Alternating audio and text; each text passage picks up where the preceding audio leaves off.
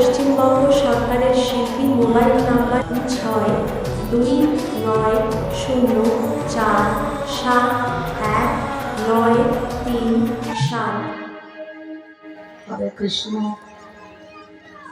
राधे राधे।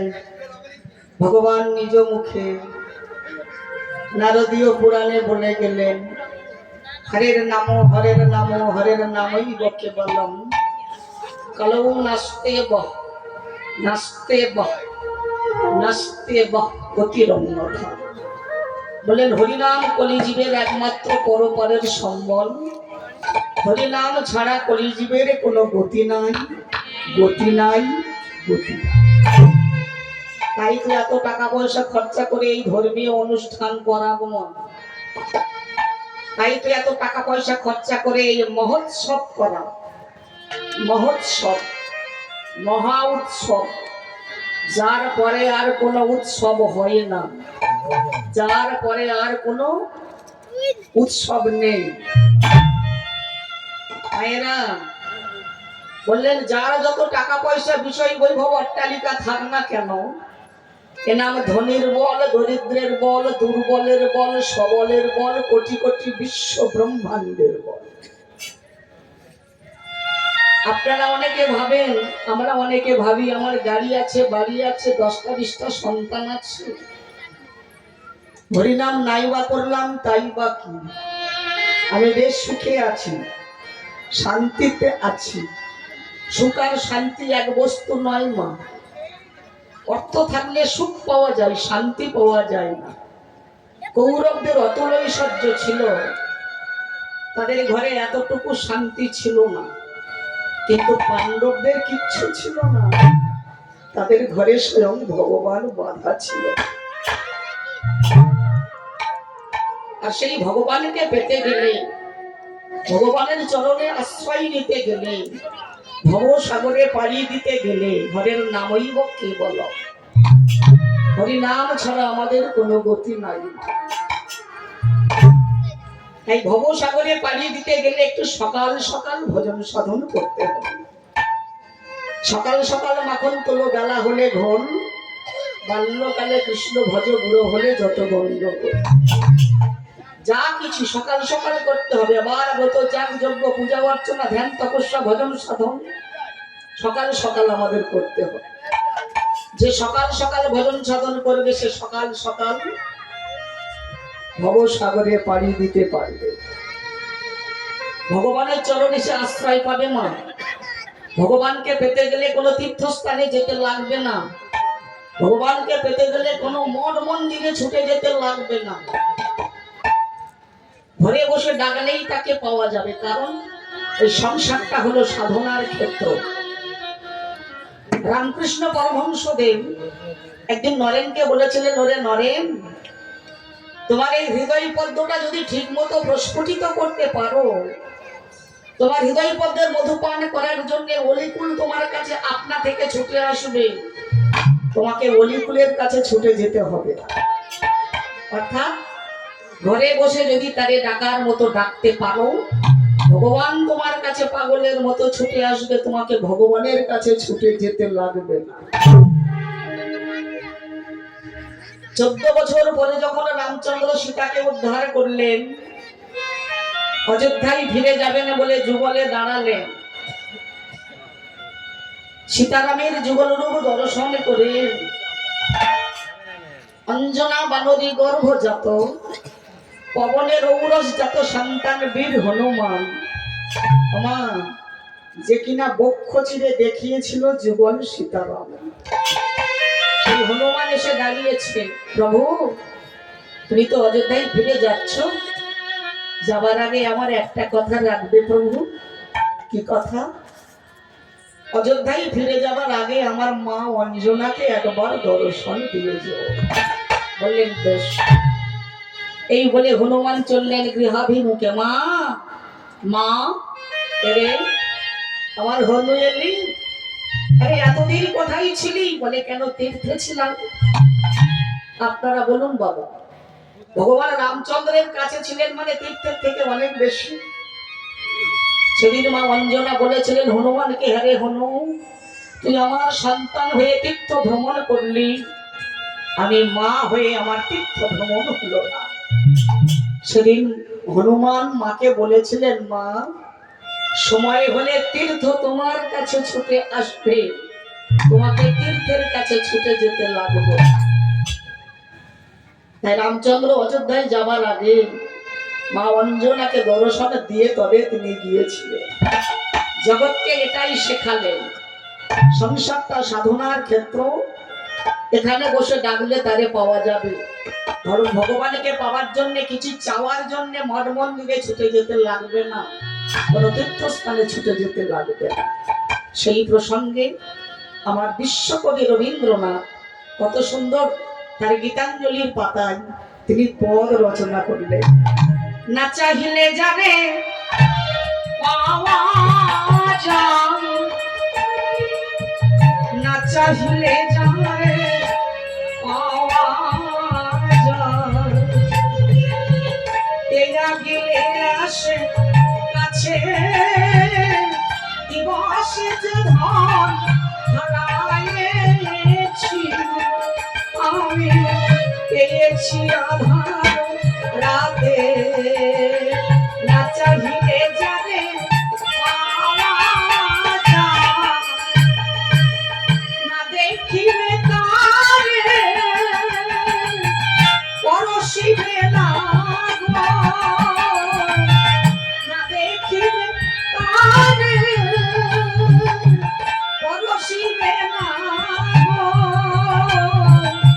তারি ফলে প্রাণ ঢেলে দিয়ে যাবো, যাবো যাবো, তারাই তারাই রবে তার পাটি, কুসুম ফুটিবে রাতে, না চাহিলে যাবে পাওয়া যায়, না চাহিলে যাবে পাওয়া যায়, লাগিলে আসে আছে, দিবসে যে ধন হারাইছি, আমি পেয়েছি আধার রাতে, না চাহিলে জানে পাওয়া যায়। ভক্তমণ্ডলী, ভক্তিমতী মায়েরা, তাহলে যা আছে বিশ্ব ব্রহ্মাণ্ডে তা আছে আমাদের এই দেহভাণ্ডে। ঘরে বসে তাকে ডাকলেই পাওয়া যাবে। দেহটাই শ্রীক্ষেত্র, দেহটাই ধর্মক্ষেত্র, দেহটাই কুরুক্ষেত্র, দেহটাই বৃন্দাবন। আপনারা যারা যারা বৃন্দাবনে গিয়েছেন নিশ্চয়ই বলবেন, কীর্তনিয়া আলপনা গায়েন, আমরা বৃন্দাবনে গেছি, বৃন্দাবনের পরিসীমা 84 ক্রোশ। আমাদের এই দেহ বৃন্দাবন কি 84 ক্রোশ? তত্ত্ব বললেন হ্যাঁ। কেমন? বললেন প্রত্যেকটা মানুষের দৈর্ঘ্য যে যার হাতের 3.5 হাত, এক হাত সমান 24 আঙুল, 3.5 হাত সমান 84 আঙুল। এই 84 আঙুলে হলো 84 ক্রোশ দেহ বৃন্দাবন। আপনার পার্থিব জগতের বৃন্দাবনে যত যত লীলাস্থলী আছে, যত যত দেবতা আছেন, আমাদের এই দেহ বৃন্দাবনের মধ্যে মা তত তত লীলাস্থলী আছে, তত তত দেবতারা আছেন। আপনারা অনেকে জানবেন, তবু একটু ঝালাই করে নিন। কেমন? কে কোথায় বসে আছেন? বললেন চূড়া মধ্যে চূড়ামণি ব্রহ্ম পাশে স্থিতি, পার মধ্যে মহাবিষ্ণু করেছেন বসতি, চক্ষু মধ্যে কালাচার করিতেছে ধ্যান, নাসিকাতে নিত্যানন্দ মধু করে পান, কর্ণেতে চৈতন্য গোসাই হয়ে সাবধান, মুখেতে ভদ্রাক্ষ বসি 32 যোগান, জিহ্বাতে নারদমণি বাজায় কন্দন, জিহ্বার নিচে বসে নদী কায়া গঙ্গা জল, আর জিহ্বায় সরস্বতী বামেতে শ্রীরাম, কণ্ঠদেশে শ্রীরামায় বাহুতে বলরাম, হস্তমধ্যে শ্রী গোবিন্দ দানের অধিপতি, সত্যদ্বীপে জগন্নাথ করিছেন বসতি, নাভিমূলে ব্রহ্মা সদা করিতেছে লীলা, লিঙ্গে মহাদেব বসে নয়ে চন্দ্রকলা, হাঁটুতে শক্তির স্থিতি বসুমতী মাই, 18 মোকাম তত্ত্ব শোনো সুন্দর, বক্ষেতে মথুরা ধাম করিতেছে স্থিতি, মুঙ্গদানে চিরাধিকা করিছেন বসতি, রঙ্গরন্ধ্রে মস্তকেতে শ্রী গোলক ধাম, কর্মদয় বলে ভয়ই বটে শিশু বলো না, রাধাকুণ্ড শ্যামকুণ্ড হয় নেত্র বল, কালিন্দী যমুনা তুই নাসিকাতে বল, জিহবা ভিতরে গোবর ধনের কোঠরি, কহিলাম ধাম তত্ত্ব সমকর্ণ। এইসব তত্ত্ব কথা যেই জন জানে, উচ্চতরে দেবলোক মনে।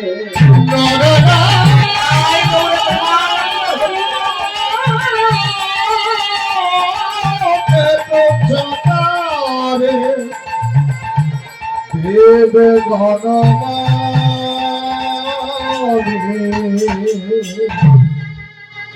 আমাদের পার্থিব জগতের বৃন্দাবনে যত যত লীলাস্থলী আছেন, যত যত দেবতারা আছেন, একটু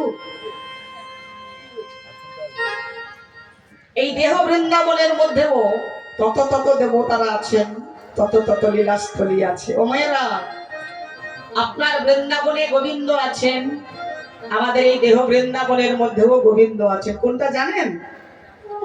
আপনারা দেখতে পান কোনটা জানেন? মায়েরা আমার দিকে তাকান। এই যে যাচ্ছে আসছে, এটা হলো প্রাণ গোবিন্দ। এটা যদি বন্ধ হয়ে যায় কি বাবা, এটা যদি বেরিয়ে আর না ঢোকে কি হবে? নিতাই গৌর হরি গৌর হয়ে যাবে। সেই প্রসঙ্গে আমাদের লালন ফকির কত সুন্দর একটা গান রচনা করলেন। আমরা গানটা একটু শুনি কেমন? খাঁচার ভিতর অচিন পাখি কেমনে আসে যায়, ওগো কাঁচের ভিতর আছে পাখি কেমনে আসে যাও।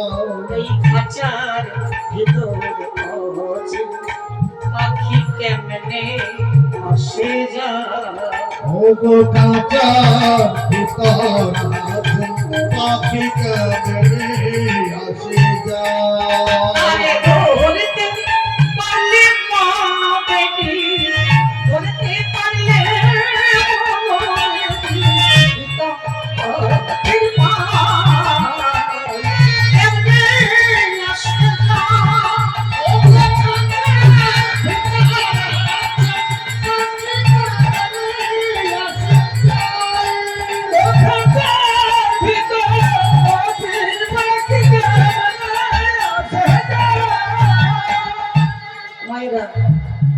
আপনারা অনেকে খোঁজার মধ্যে পাখি পোষেন কি?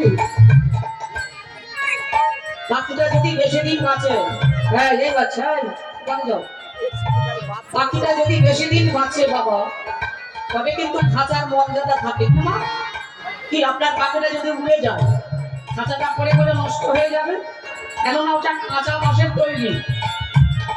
তাই লালন বললেন আমাদের দেহ খাঁচার মধ্যে যে প্রাণরূপী পাখি আছে, এই পাখিটা যদি উড়ে যায়, আপনার ওই কাঁচা বাঁশের খাঁচার মতো এই দেহ খাঁচাটা কি হবে মা? পচে গলে পোকা ধরে নষ্ট হয়ে যাবে। কেন? এটা রক্ত মাংস দিয়ে তৈরি। তাহলে পাখিটা যাতে বেশি দিন বাঁচে তার চিন্তা আমাদের করতে হবে কি? কিন্তু তা না করে আমরা কেবল খাঁচার চিন্তা করি। প্রতিদিন সাবান স্নো তেল পাউডার মাখিয়ে খাঁচাটাকে চকচকে ঝকঝকে করছি, একবারও ভেবে দেখি না পাখিটা উড়ে গেলে আমার এই দেহ খাঁচাটা কাঁচা বাঁশের খাঁচার মতো পড়ে পড়ে নষ্ট হয়ে যাবে। তাই সেই প্রসঙ্গে আমার লালন ফকির বললে, ওরে মন তুই রইলে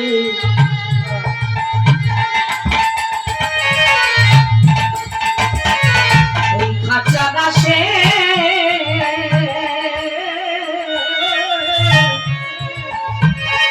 ওরে খাঁচা যেত কাঁচা বাঁশে। হরি বল হরি বল।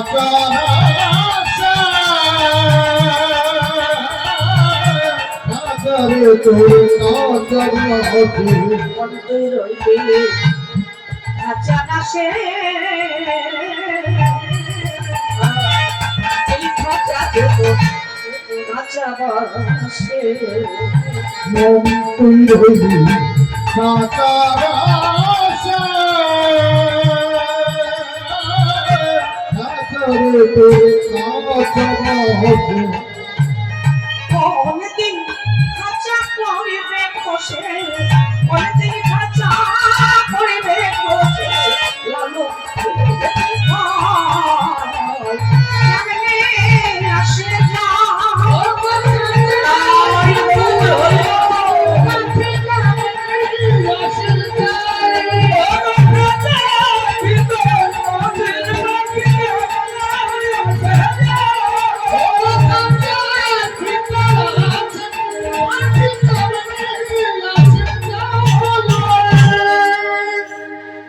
এবারে বলুন বাবা, আপনারা খাঁচার মধ্যে পাখি পোষেন, পাখিটাকে কি খেতে দেন মায়েরা? ছোলার জল। পাখি খাবার যেটা ছোলার জল। এমনি লালন বললেন আমাদের দেহ খাঁচার মধ্যে যে প্রাণরূপী পাখি আছে, যে পরমাত্মা রূপী পাখিটা আছে, একেও প্রতিদিন ছোলা দিতে হবে, জল দিতে হবে। মায়েরা, আপনার খাঁচার পাখিটাকে ছোলা জলের বদলে প্রতিদিন যদি ভাত ডাল মাছ মাংস খাওয়ান, তাহলে বেশি দিন লাস্টিং করবে না। কেন? যার যে খাবার সেই খাবারটা তাকে দিতে হবে। তেমনি আমাদের এই দেহরূপী খাঁচার মধ্যে যে প্রাণরূপী পাখিটা আছে, একে আমরা ছোলা জলের বদলে প্রতিদিন ভাত ডাল মাছ মাংস খাওয়াচ্ছি, যার জন্য বেশি দিন লাস্টিং করছে না বাবা। সত্য যুগে মানুষের পরমায়ু ছিল 1,00,000 বছর, এটাই ছিল 10,000, তারপরে ছিল 1,000, বর্তমান কলিযুগের পরমায়ু হয়েছে 100 বছর। এখানে যে কটা বাবা মা বসে আছেন, বুকে হাত দিয়ে বলুন তো, এখনকার দিনে কটা বাবা মা 100 বছর বাঁচছে? গাছের পাকা ফল পেকে যাচ্ছে, কুড়ি ফলগুলো সব অকালে ঝরে যাচ্ছে। 80-100 বছরের ঠাকুরদা ঠাকুমা বেঁচে আছে, তাদের বলে ছোট ছোট ছেলে মেয়ে নাতি নাতনি নিতাই গৌর হরি বল হয়ে যাচ্ছে। কেন? যার যে খাবার সেই খাবারটা তাকে দেওয়া হচ্ছে না। আপনার খাঁচার পাখিটাকে যেমন প্রতিদিন ছোলা দেন, জল দেন, তেমনি লালন বললেন আমাদের দেহরূপী খাঁচার মধ্যে যে প্রাণরূপী পাখি আছে, একেও প্রতিদিন ছোলা দিতে হবে, জল দিতে হবে। ছোলাটা কিসের মা? ছোলাটা কিসের? বললেন কৃষ্ণ নামের ছোলা। হরে কৃষ্ণ হরে কৃষ্ণ হরে কৃষ্ণ কৃষ্ণ কৃষ্ণ হরে হরে হরে হরে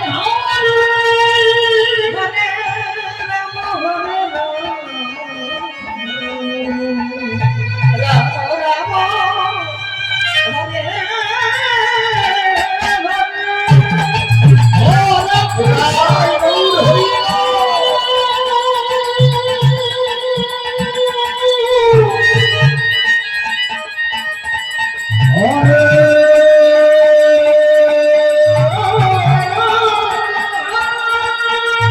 কৃষ্ণ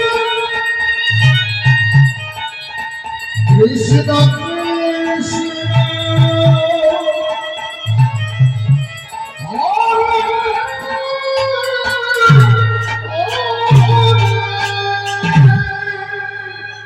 এটা হলো কৃষ্ণ নামের ছোলা। 16টা নাম, 32টা অক্ষর। আর জলটা কিসের জানো মা? বাড়ি বাড়ি কৃষ্ণ প্রেম বাড়ি। শুধু কাঁদো, কেঁদে কেঁদে নয়নের জলে বন্যা বইয়ে দাও। যার জীবনে কান্না নেই, জানবে তার হৃদয়ের প্রেমের অঙ্কুরটি শুকাইয়ে গেছে। পৃথিবীতে যখন এসেছিলাম আমরা উয়া উয়া করে কেঁদেছিলাম। পৃথিবী ছেড়ে যাবার আগে হা কৃষ্ণ বলে যদি আমরা কাঁদতে পারি, আমরা ভবসাগরে অনায়াসে পানি দিতে পারব। কান্না ছাড়া ভগবত কৃপা পাওয়া যাবে না, ভগবানকে পাওয়া যাবে না, ভবসাগরে পানি দেওয়া যাবে না মা। ধূপের কাঠি আমরা ভগবানের কাছে জ্বেলে দিই, দেখবেন লক্ষ্য করে কিছুক্ষণ পরে ধূপের কাঠিটা পুড়ে ছাই হয়ে যায়। কিন্তু কোন বুদ্ধিমান ব্যক্তি যদি ধূপের কাঠিটা একটু ভিজিয়ে জ্বেলে দেন, দেখবেন দীর্ঘ সময় জ্বলে, বেশিক্ষণ জ্বলে। বৈষ্ণব কবি বললেন, দেখি কেউ যদি তোমাদের এই দেহ ধূপ কাঠিটা একবার কৃষ্ণ প্রেমের জলে ভেজাতে পারো, কেউ যদি তোমাদের দেহ দুঃখাটিটা একবার কৃষ্ণ প্রেমের জলে ভেজাতে পারে,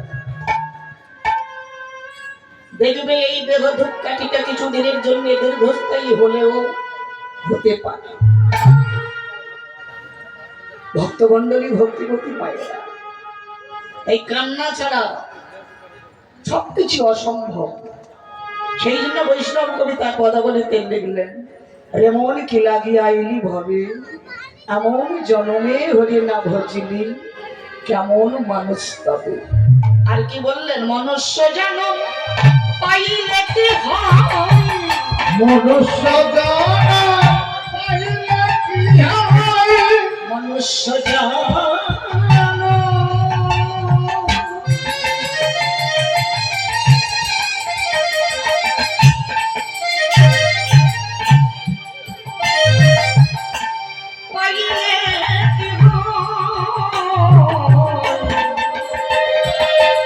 মনুষ্য জনম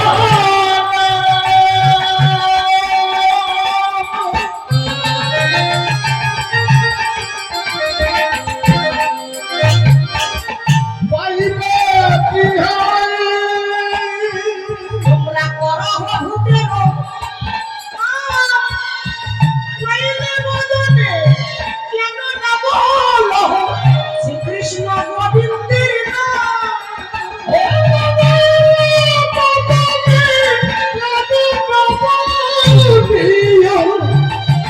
কৃষ্ণ গোবিন্দের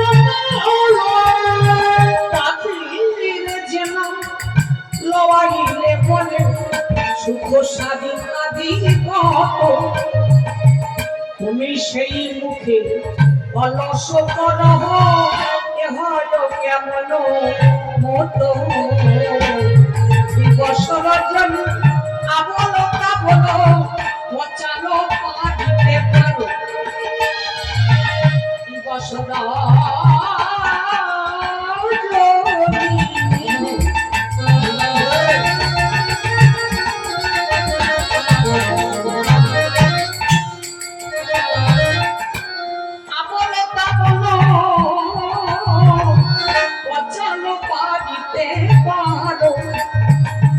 তাহার ভিতরে কখনো কি একবার গোবিন্দ বলিতে না গো, তাহার ভিতরে কখনো একবার গোবিন্দ না বলিতে পারো, তাহার ভিতরে কখনো কি একবার গোবিন্দ বলিতে না গো, তাহার ভিতরে কখনো কি একবার গোবিন্দ না বলিতে পারো, গৌর বলে কাঁদলি না রে, গৌর বলে কাঁদলি না রে, গৌর বলে কাঁদলি না রে, গৌর বলে কাঁদলি না রে, নয়নে জলে ভব ভাষায় গৌর বলে কাঁদলি না রে, মানব চলে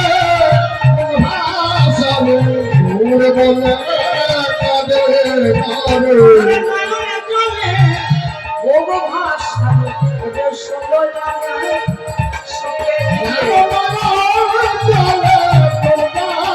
দিয়ে ওদের ষোলো জানা সঙ্গে ওদের দশে ছয়ে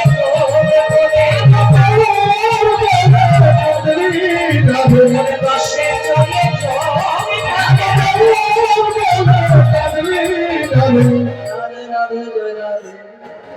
মায়েরা আজকে কি বললেন, ভগবানের নাম করতে হবে কিন্তু নয়নের জলে ভাসতে হবে, কান্না ছাড়া ভগবত কৃপা পাওয়া যাবে না, যাবে না, যাবে না। তাহলে আপনারা বলবেন কীর্তনী আলপনা গাইন, আমরা কি ভগবানের কাছে কাঁদি না? সবাই কাঁদে কি মা? কাঁদি তো, ভগবানের কাছে আমরা সবাই কাঁদি, কিন্তু ভগবানের জন্যে কাঁদি না। কাঁদি টাকার জন্যে কাঁদি, অর্থের জন্যে কাঁদি, গাড়ির জন্যে কাঁদি, বাড়ির জন্যে, 50 পয়সার নকুল দানা ভগবানকে দিয়ে 50,000 টাকার বাজেট আমরা ভগবানের মাথায় চাপিয়ে দিই। গাড়ি দাও, বাড়ি দাও, টাকা দাও, পয়সা দাও, ছেলেটা যেন ভালো চাকরি পায়, মেয়েটা যেন ভালো বাড়িতে পড়ে।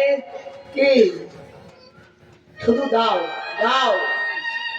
একটা মাকড়সার 10টা পা, একটা মানুষের অসংখ্য পা।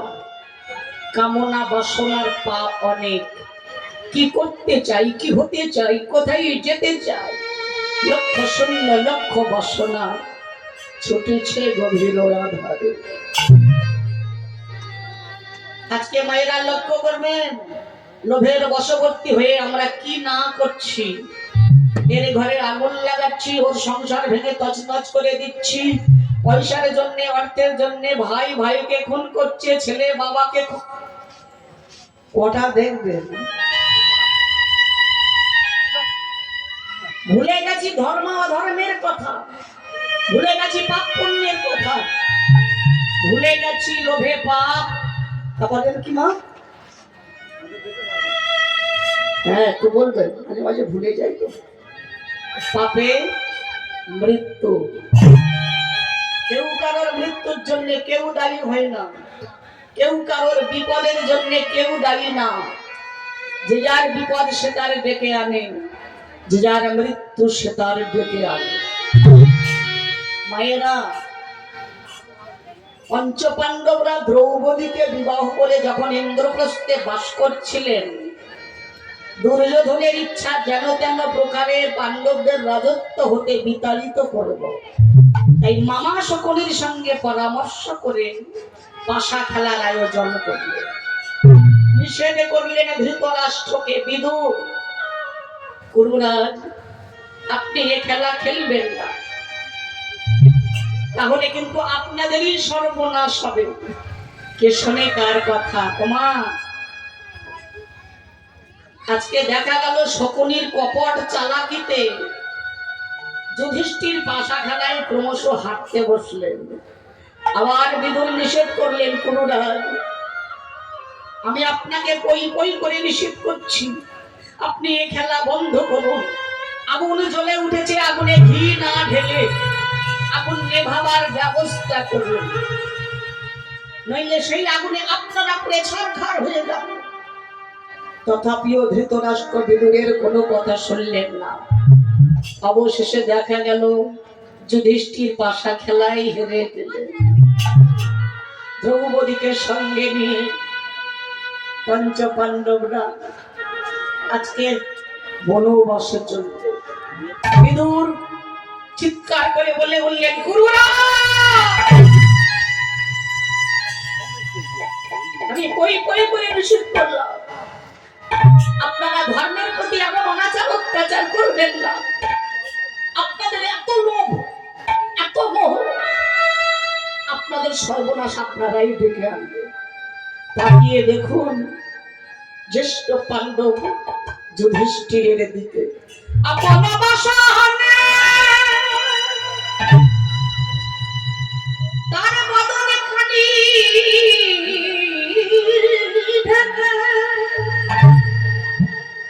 চলেছে বনবাসে।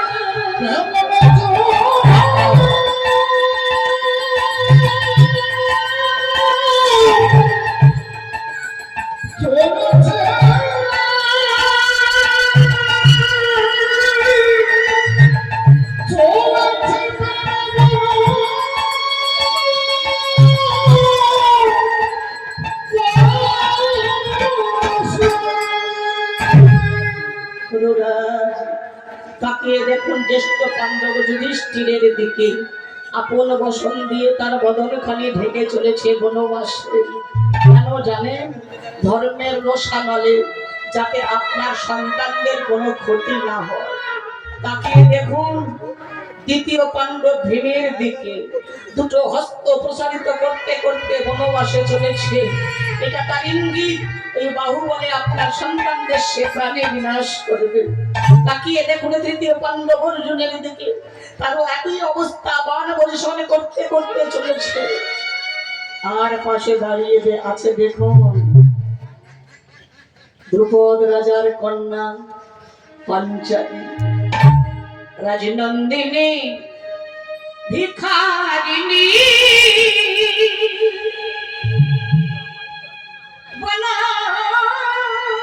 বনবাসে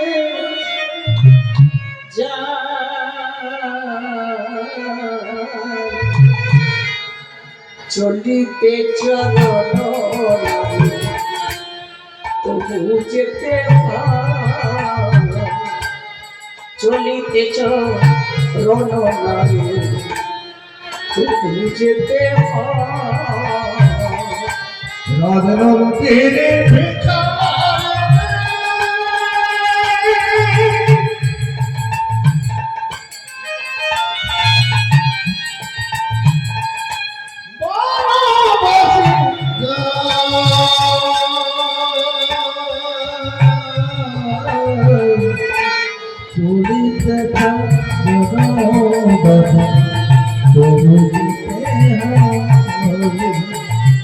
চলিতে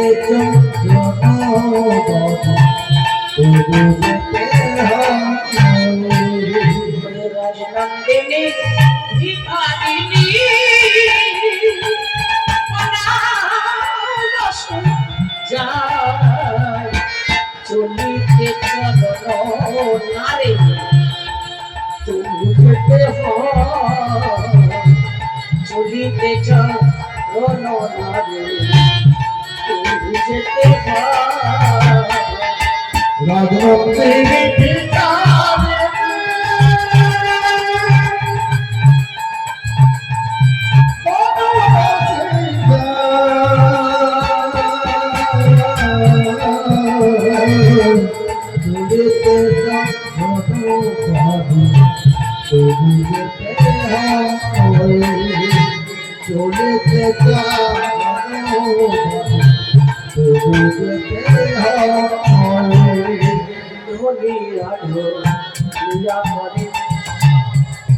ভেসে যায় আখি নিরে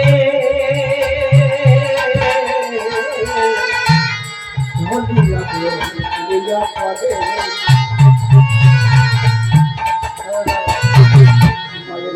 ভেসে যায়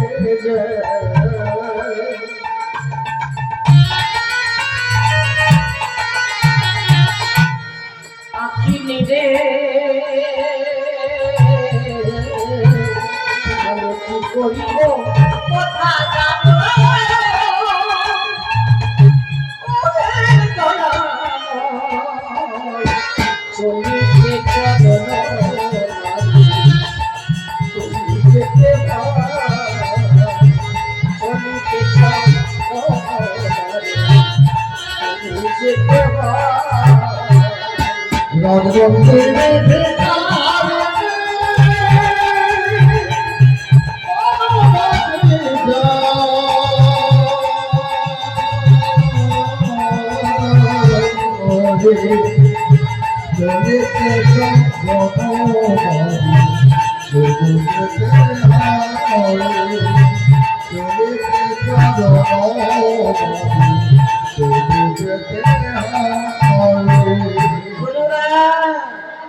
যে ধ্রুপদ রাজার নন্দিনী, যে ধৃষ্টদ্যুম্নের ভগিনী, যে পঞ্চপাণ্ডবদের সহধর্মিণী, সেই পাঞ্চালীর দিকে তাকিয়ে দেখুন।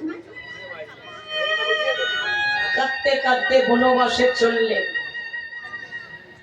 আমি বেশ বুঝতে পারছি এ কান্না শুভ না, এ কান্না ধর্মের অধর্মের ইঙ্গিত, এ কান্না অশুভের ইঙ্গিত।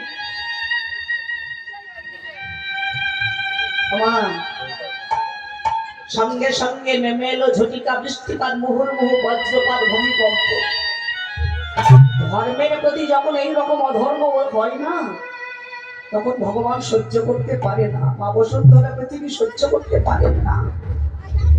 তখন তো কত অল্প, তখন বছরে একবার বললে হয়, দুবার বললে হয়। কোথায় ভূমিকম্প, কোথায় সূর্যগ্রহণ, চন্দ্রগ্রহণ, কোথায় সাইক্লোন, তাই না? এখন ঘন ঘন মুহুর্মুহু মুহুর্মুহু ঘন ঘন ভূমিকম্প, সূর্যগ্রহণ, চন্দ্রগ্রহণ, কোথায় আইবা, কোথায় আমফান, কোথায় ইয়াদ, কোথায় জওয়াদ, কোথায় বুলবুল, কোথায় ফলি, কোথায় গানা, ঘন ঘন সাইক্লোন। কেন? পৃথিবী থেকে ধর্ম বিদায় নিতে চলেছে। তাই মা বসুন্ধরা পৃথিবী পাপের ভার সহ্য করতে পারছেন না। মায়েরা, আগেকার দিনে 10টা গ্রাম মিলিয়ে একটা মহোৎসব হতো, হরিবসন হতো। তারপরে 5টা গ্রাম এলো, তারপরে 2টো গ্রাম, তারপরে এক একটা গ্রামে এক একটা হরিবসন। এখন ঘরে ঘরে চলছে। বড় বড় মন্দির তৈরি করে ভাগবত পাঠ হচ্ছে। বলুন তো বাবা, শান্তি আমাদের ঘরে আছে? মঙ্গল আমাদের সংসারে হচ্ছে না? হচ্ছে না। ধর্মের প্রতি যখন অধর্ম হয়, অত্যাচার হয়, অনাচার হয়, ব্যভিচার হয়, সেখানে কোনো মঙ্গল হতে পারে না। পঞ্চপাণ্ডবদের বনবাসে পাঠিয়ে ধৃতরাষ্ট্র স্থির থাকতে পারছেন না। একটা ভয় যেন তাকে কুড়ে কুড়ে খাচ্ছে। একদিন বিদুরকে ডেকে বললেন, বিদুর, আমি জানি ধর্মের প্রতি আমরা অনাচার অত্যাচার করে তাদের বনবাসে পাঠিয়ে সর্বস্ব কেড়ে নিয়েছি, কিন্তু তুমি তো সমদৃষ্টি সম্পন্ন, তুমি তো ধার্মিক। বলো না বিদুর, কি করলে আমার রাজ্যে শান্তি ফিরে আসবে? কি করলে আমার ছেলেদের মঙ্গল হবে? মঙ্গল, শান্তি। গুরুরা, ভাবিয়া করিও কাজ, করিয়া ভাবিও না। জগৎকে এটাই শেখালেন, কিছু করার আগে 10 বার ভাবো, করা হয়ে গেলে 100 বার ভেবে কোনো লাভ না। আপনাকে পরি করে নিষেধ করেছিলাম গুরুরা, ধর্মের প্রতি আপনারা অনাচার অত্যাচার করবেন না। আমার কোনো কথা না শুনে, কোনো বাধা না মেনে আপনি আপনার ছেলেরা ধর্মের প্রতি অনাচার অত্যাচার করতে করতে পাণ্ডবদের বনবাসে পাঠিয়ে এখন আপনার ছেলেদের মঙ্গল চাইছেন, আপনার রাজ্যে শান্তি চাইছেন। ধর্মের প্রতি আপনারা যে অনাচার করেছেন তাতে আপনাদের মঙ্গল হবে কিনা বলতে পারি না, শান্তি পাবেন কিনা বলতে পারি না। তবে এটুকু বলতে পারি, অর্থ কাম মোক্ষ এই তিনটের মূল কথা হলো ধর্ম। রাজনীতির মূল কথা হলো ধর্ম। ধর্মকে যদি আবার পুনরায় আপনার রাজ্যে স্থাপন করতে পারেন, আপনি আবারও শান্তি পাবেন। অর্থাৎ পাণ্ডবদের প্রাপ্ত সম্পত্তি ফিরিয়ে দিন। স্তব্ধ হও, স্তব্ধ হও। তোমার এত বড় স্পর্ধা, তুমি আমার মুখের উপরে কথা বলো। ভালো লাগলে তুমি এখানে থাকতে পারো, না হলে তুমি ওদের সঙ্গে বনবাসে চলে যেতে পারো। মায়েরা, ধৃতরাষ্ট্রের কথায় বিদুর অত্যন্ত প্রাণে ব্যথা পেয়ে তিনিও বনবাসে গিয়েছিলেন বটে, কিন্তু ধৃতরাষ্ট্র সঞ্জয়কে দিয়ে আবার বিদুরকে ফিরিয়ে এনেছিলেন। হ্যালো, একটু বেশ, আবার ফিরিয়ে এনেছিলেন মা। এরপরেও বিদুর একটু ভঙ্গম করে বক্স একটু মন পল্প লাগছে। হ্যাঁ, জয় রাধে, রাধে রাধে। এরপরেও বিদুর ধৃতরাষ্ট্রকে অনেক বুঝিয়েছিলেন, কিন্তু কোনো লাভ হয়নি। এবারে কৌরবদের রাজসভায় বোঝাতে গেলেন কে? আমার ভগবান কৃষ্ণ। কিন্তু কৌরবরা ভগবানের কোনো কথা শুনলেন না। পাণ্ডবদের জন্য ভগবান কৃষ্ণ 5টা গ্রাম চাইলেন, তাও দিলেন না। দুর্যোধনের কেবল একটাই কথা, বিনা যুদ্ধে নাহি দেব সুচাগ্র মেদিনী। সূচ জানেন তো? সূচ সেলাই করেন তো? সুচাগ্র মানে সূচের অগ্রভাগে, মেদিনী মানে মাটি। এই পৃথিবীর এক নাম মেদিনী। মধুকল্পক দৈত্যের মেদ হতে এই পৃথিবীর সৃষ্টি হয়েছিল বলে এই পৃথিবীর এক নাম মেদিনী। দুর্যোধন বললেন, একটা সূচের ডগায় যুদ্ধ ছাড়া যতটুকু মাটি ওঠে আমি এতটুকু মাটিও দেব না। আরম্ভ হয়ে গেল কুরুক্ষেত্রের যুদ্ধ। কতদিন হয়েছিল মায়েরা? বাবারা জানেন? হ্যাঁ, 18 দিন। 10 দিনে হলো বিশ্বের সরসজ্জা, 11 দিনে হলো অভিমন্যু বধ, 12 দিনে কৌরবদের 100 ভাইয়ের মধ্যে 10 জন মরল, 13 দিনে 30 জন, 14 দিনে 50 জন, 15 দিনে 8 জন, 98 জন হয়ে গেল। বাকি আছে দুর্যোধন দুঃশাসন। 16 দিনে ভীম দুঃশাসনের পক্ষ বিদীর্ণ বলে রক্তপান করলো। আর 17 দিনে গলা ঘাটে দুর্যোধনের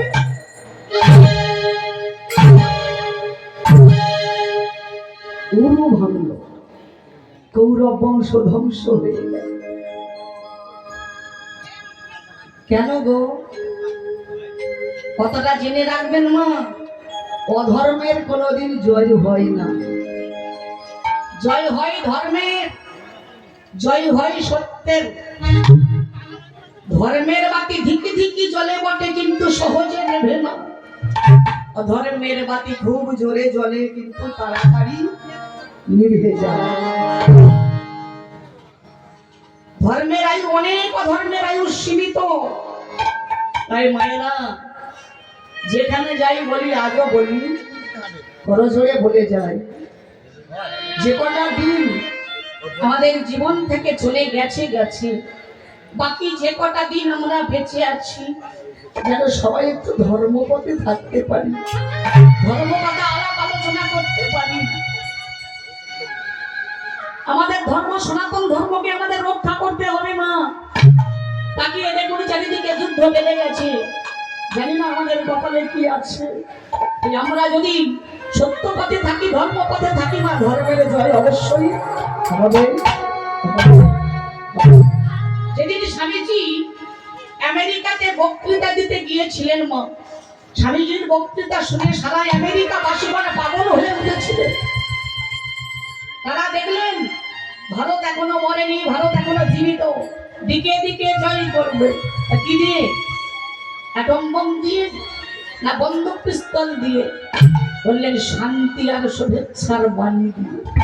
আর সেই শান্তিকে পেতে গেলে, শান্তি পেতে গেলে আমাদেরকে ধর্মকে আগে স্থাপন করতে হবে মা। স্বামীজি বললেন ধর্মই ভারতের ভিত্তিভূমি, ধর্মই পারে সমস্ত ভেদাভেদ ভুলিয়ে দিতে। তাই হে ভারতবাসী, তোমরা জাগো, নিজেরা জাগো, ভারতকে জাগ্রত করো। পৃথিবীতে এমন কোন শক্তি নাই যা দিয়ে ভারতকে দাঁড়িয়ে রাখতে পারে। ভারত জেগেছে, ভারত জাগবে, ভারত এতদিনে নিতাই গৌর হরি বল বলে শ্রেষ্ঠ আসন লাভ করবে। বলো বলো বলো সবে, শতদিন আবেল রবে, ভারতে যাবার জগত সভায় শ্রেষ্ঠ আসন। মায়েরা সবাই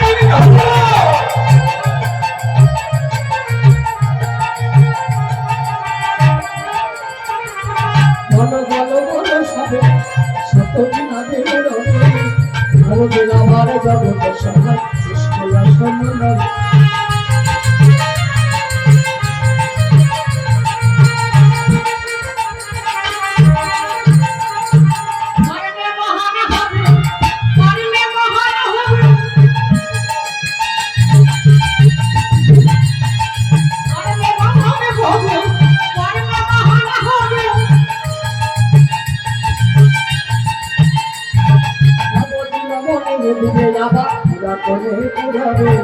বলো বলো বলো সবে, শতদিন আবেল রবে, ভারতে আমার জগত সভায় শ্রেষ্ঠ আসন রবে, ভারতে আমার জগত সভায় শ্রেষ্ঠ আসন রবে, ভারতে আমার জগত সভায় শ্রেষ্ঠ আসন রবে। বলো কৃষ্ণ কানাইয়া কি জয়, গিরিধারী লাল কি জয়, আগে বিহারী কি জয়, প্রেম সে বলনে তাই বলে প্রেমানন্দে হরি বল হরি বল হরি বল। আচ্ছা, সব হাত উঠছে না কেন গো মহিলা? সারা রাত ধরে নাও শুনেছেন নাকি পান্তাকে ঘুম পাচ্ছে? না না, রাধে রাধে। সবাই মিলে দেখি একটু হাত তুলে, একেবারে সোজা মা। অ্যান্টেনা সোজা না হলে ছবি কিন্তু পরিষ্কার হবে। সবাই মিলে প্রেম সবরণ তাই গৌর হরি বল। জপে যাব নামের মালা, তোমরা জপে যাব নামের মালা, সর্বদা অন্তরে তাই গৌর হরি বল। দেখি হাত তুলে উঠায় না। 1 2 3 4। হরে কৃষ্ণ হরে কৃষ্ণ, কৃষ্ণ কৃষ্ণ হরে হরে, হরে রাম হরে রাম, রাম রাম হরে রাম। হরি বল, হরে রাম, হরে রাম, হরে রাম।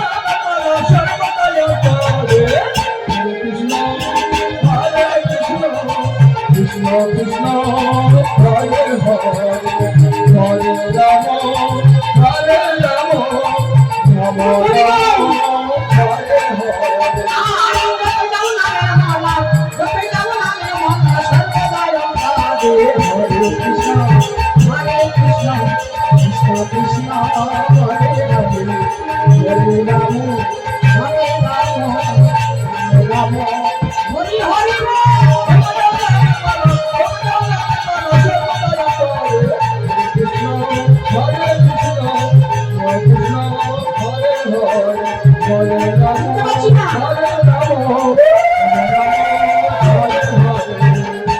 বুঝতে পারছি না তো ধ্বনি। এই নামে যে বাবা রসনায় কামনা বাসনা তারে দূরে চলে যায়। এই নামে যে বাবা রসনায় কামনা বাসনা তারে দূরে চলে যায়। নামের করে ঘোড়া হাতে, নামের করে ঘোড়া হাতে সবাই কথা বলে হরে কৃষ্ণ হরি বল, হরে কৃষ্ণ কৃষ্ণ হরে হরে, রাম হরে রাম রাম হরে হরে।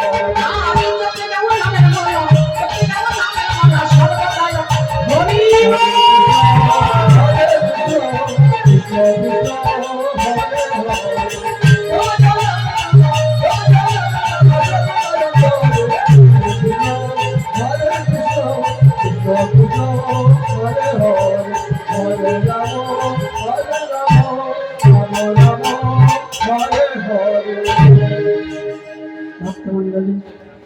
ভক্তিমতী মায়েরা, তাহলে ধর্মপথে থাকলে ধর্মের জয় অবশ্যই হবে।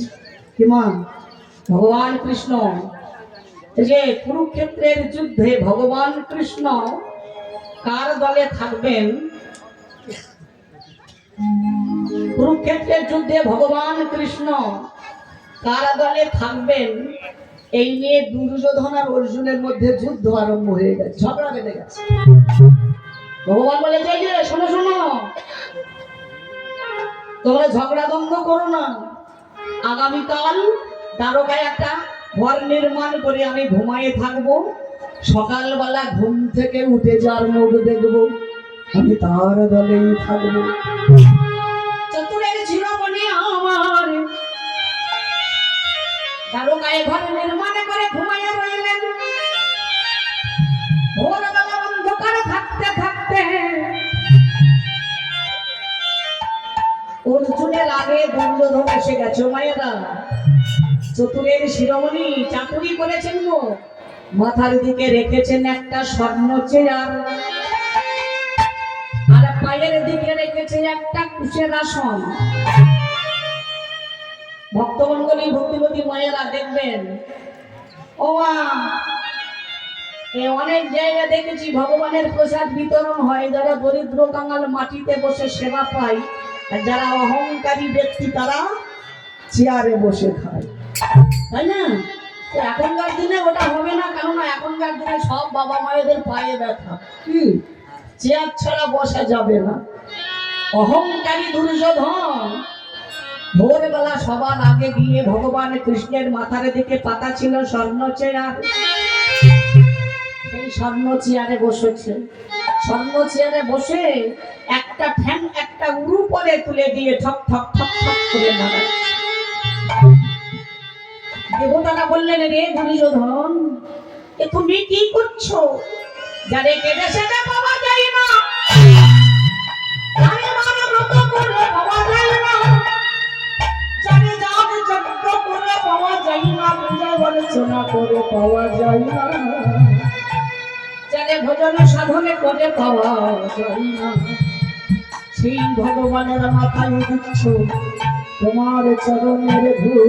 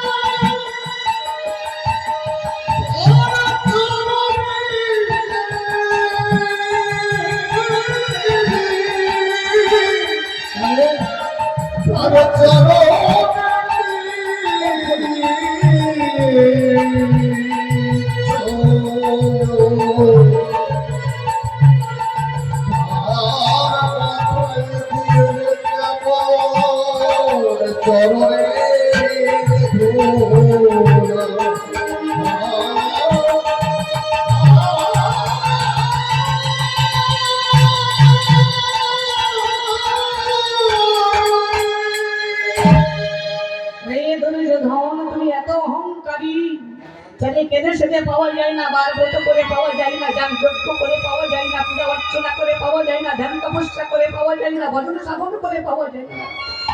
সেই ভগবানের মাথায় দিচ্ছ তোমার চরণের ধুলো। এইবারে ধীরে ধীরে দাঁড়িয়েছে অর্জুন। ভগবানের চরণ তলে পাতা ছিল কুশের আসন। সেই কুশের আসনে অর্জুন বসলো। নয়নের জলে ভগবানের দুটো চরণ ধোয়ারে দিল। মনে মনে বলে, ওগো কৃষ্ণ সখা, আমি জানি তুমি আমার দলের আর হবে না, কেননা আমার আগে দুর্যোধন এসে গেছে। সখা, আমি জানি তুমি আমার দলের আর হবে না। মনে মনে কেঁদে কেঁদে বলছি, ওগো কৃষ্ণ সখা, তুমি আমার দলে হও বা না হও, তাতে আমার এতটুকু দুঃখ নাই। ওগো সখা,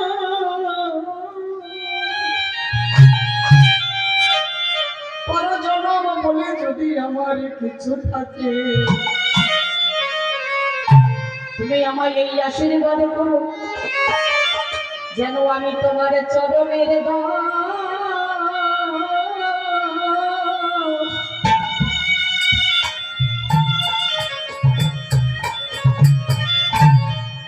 দাসে হতে পারি।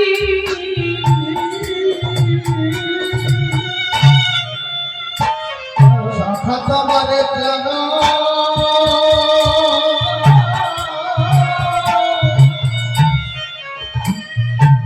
চরণের দাসে হতে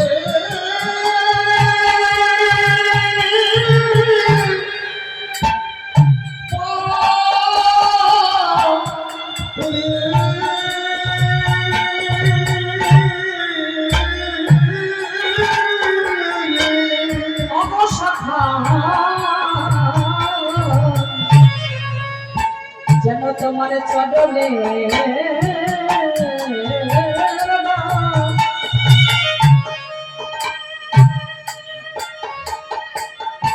দাসে আমি হতে পারি।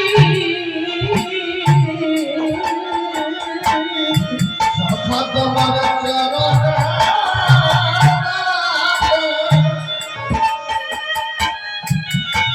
চরণের দাসে হতে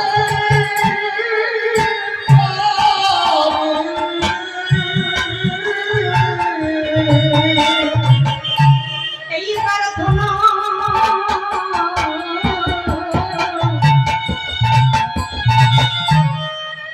এই প্রার্থনা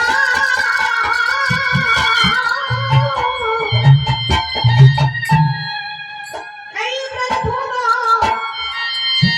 আমি সবাই করি, যেন তোমার চরণের দাস আমি হতে পারি। সখা গোলামে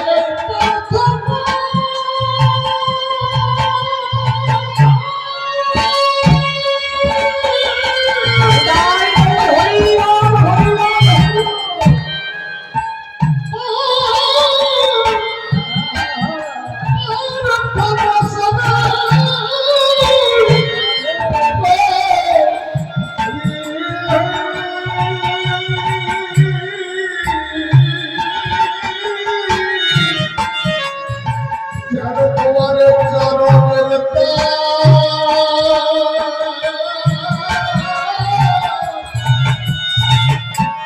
চরণের দাস হতে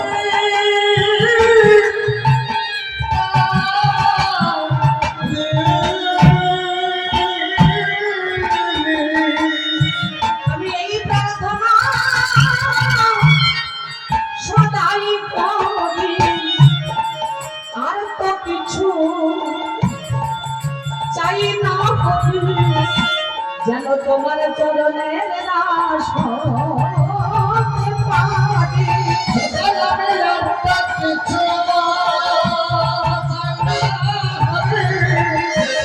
তোমার চরণের দাস হতে মানে আর তো কিছু চাই না।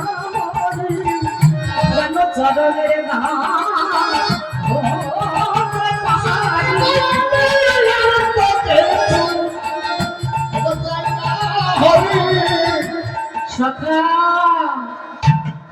আমি বেশ বুঝতে পারছি তুমি তো আমার পক্ষে আর হবে না, আমার দলে আর হবে না, এই আমার দলে হও বা না হও, শুধু তোমার চরণে আমার এই মিনতি, যেদিন আমার দেহ দিন যারা ছেড়ে প্রাণ পাখি আকাশ পথে উড়ে পালাবে, আমি যেন সেদিন তোমার চরণের দাস হতে পারি।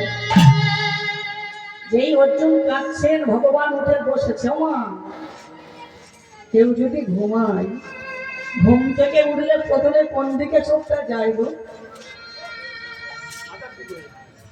কোন দিকে যায়? কোন দিকে চোখ যায় মা? পায়ের দিকে। পায়ের দিকে অর্জুন বসেছিল। যেই অর্জুন কাঁদছে তার নয়নের জলে থাকতে পারলেন না, উঠে বসেছে, সেটা কাঁদছে কেন? আমি তো তোমার দলেই হব। অর্জুন দুর্যোধন বলে, দেখো বিয়াই, আমি কিন্তু আগে এসেছি। আপনারা জানেন দুর্যোধনের কন্যাকে কৃষ্ণপুত্র শাম্ব বিবাহ করেছিলেন। তাহলে কৃষ্ণ আর দুর্যোধনের সম্পর্কে বিয়াই।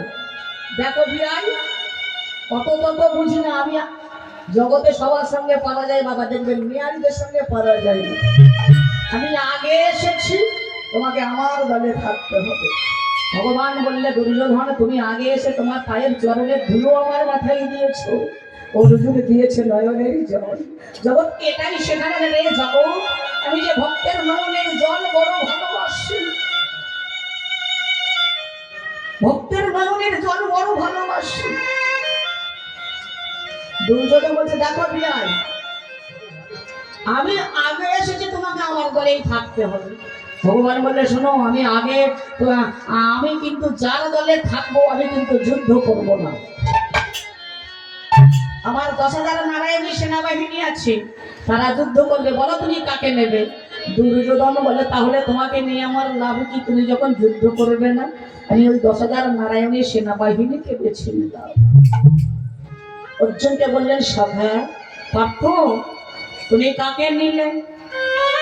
বলে, আমি তোমায় নিলাম। বলে, আমি তো যুদ্ধ করবো না। সেদিন অর্জুন বলেছিলেন, ওগো সখা, তোমাকে আমার হয়ে যুদ্ধ করতে হবে না, তুমি শুধু আমার রথের সারথি হয়ে থেকো। বলে, জগৎকে এটাই শেখালেন মায়েরা।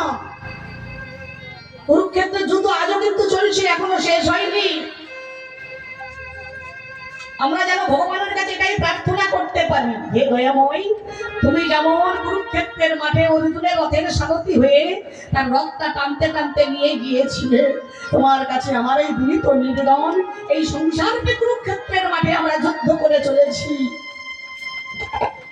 শেষের দিনে তুমি আমার দেহ রথের সারথি হয়ে আমার দেহ রথটা টানতে টানতে তুমি বৈকুণ্ঠ ধামে নিয়ে যাবে। তার জন্যে কেবল ভজন সাধন, হরের নামই কেবল, শুধু কেঁদে কেঁদে নয়নের জলে ভগবানের নাম করে যেতে হবে।